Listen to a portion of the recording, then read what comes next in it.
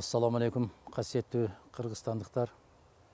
Сіздер менен улуу Рамазан айында орозо күндөрүнө жолугушуп турабыз. Ар бирибиздин кармаган орозолорубуз, кылган дуаларыбыз, берген ихсандарыбыз жараткан тарабынан кабыл болуп, ошолордон пайда болгон сооптор берекелүү болуп, ал сооптор акыреттик жашообузга пайдалуу болгонду насип эткен болсун. Бүгүн сиздер менен баарлашуубуз соңку мезгилдерде аябай кызуу талкууга алынып келаткан мамлекеттик чек аралар жөнүндө. Бул чек ара маселеси өтө опурталдуу маселе. Бул кыйын маселе. Мына ушул 3 областтын тегерегинде болуп аткан чыр-чатактар Өзбекстан менен Кыргызстандын, Кыргызстан менен Тажикстандын ортосундагы болуп аткан талаш-тартыштар булар мыйзам ченемдүү көрүнүштөр. Бирок кыргыз бийлиги көтөрүлбөгөн маселени, башка тараптан көтөрбөгөн маселени өздөрү көтөрүп, өз баштарына өздөрү маселе үйүп жаткандыгы мага түшүнүксүз. Айрыкча өтө опурталдуу деген маселелердин бири бул кемпир-абад маселеси. Кошто мамлекет өзүнчө видео ролик даярдап, аны дүйнөлүк деңгээлдеги курортту курабыз, бул Өзбекстанга өтүп кетти деп жар салуусу аябагандай туура эмес көрүнүш. Бул мамлекеттин эгемендүүлүгүн сыйлабагандык. Ал маселе чечилген эмес. Биринчиден көтөрүлгөн да эмес. Эмне үчүн азыркы кыргыз бийлиги ал маселени кыстара койгондугу мен үчүн түшүнүксүз. Болгондо да мына ошол 6000 гектарга жакын жер булар түбөлүктүү Кыргызстанда болуп келген башка маселе талаш-тартыш жараткан эмес. Соңку мезгилде бийлик модага айландырып алды. 30 жылдын ичинде 30 жылдын ичинде макул болбогондугу үчүн ушул маселелер чечилбей калган. Кайдан келе калуу эле асмандан түшкөндөй болуп, акылдуу инсандар келип калгандай болуп, 30 жылдан бери чечилбеген маселени мына биз чечкени калдык деш, бул акылсыздык. Айылда кээ бир балдар болот. Мактап сактап, ой азамат сенин колуңдан келет. Сенден жакшы эч ким жасай албайт десең, күпүлдөп чуркап жүрүп, отунду да жара берет, көмүрдү да ташый берет, баардык жумуштарды аткара берет. Мына азыркы бийликтегилер мага ошол балдарды элестетет.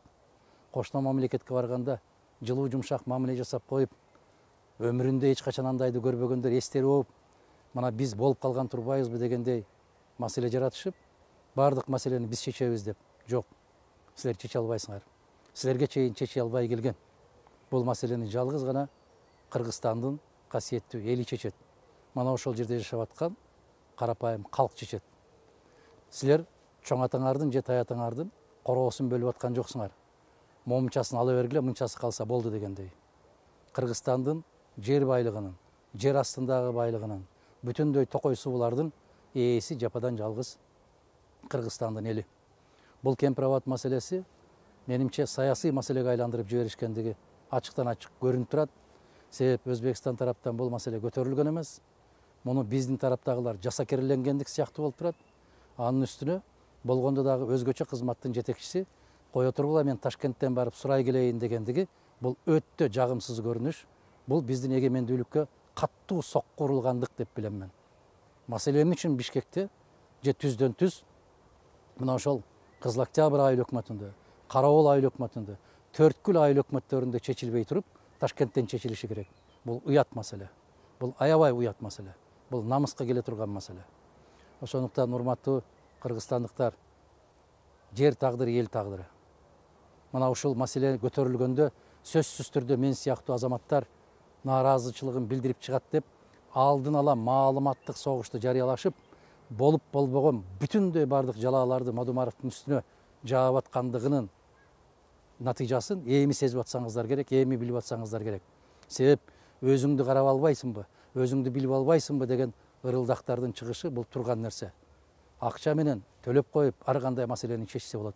Бирок бир маселесин, жер маселесин, эл маселесин, суу маселесин эч качан андай байлыктар менен чечилген эмес, чечилиши мүмкүн да эмес. Бул биздин тагдыр. Керек болсо биздин каныбыз менен айланып аткан ошол касиеттүү Кыргызстандын суулары, ошол жерлери. Мына сөз болуп аткан 6000 гектарга жакын жер менин изим калган. Мен ойноп жүргөн.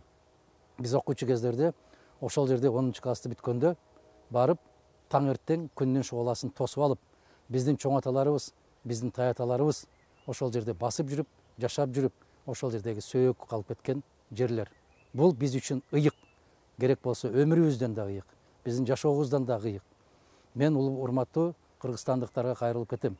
Кайдыгер эмес жарандар, кашык каныбыз калганча турабыз дегендер түнү менен баягы өзгөчө кызматтын адамдары эки-экиден чакырып алып, үйүңөргө чакырып, лөөрүдөн жоо чыкса өзүн чабат деп коет. Барып кекетип, менин кайда иштеримди билесиңер деп. Мага десең, асмандын 7-чи кабатында иштесең дагы, мекен, бул жер, бул эл. Эл тагдырын, жер тагдырын жалгыз гана эл чечет. Башыңа мүйүз чыгып кеткен болсо дагы, Кыргызстандын кандай жетекчиси болбогун, эч качан жалгыз өзүң чечпейсиң, чечүүгө мүмкүнчүлүк да берилбейт. Мына ушуну баса белгилеп айтышыбыз керек. От менен ойнобогула, Кыргызстандын элинин чыдамын кайра сынабагыла. Бул маселени чечем деп, эчен кишилердин тагдыры башкача болуп бүткөн. Мына ушуну эске алып коюшуңуздарды суранам.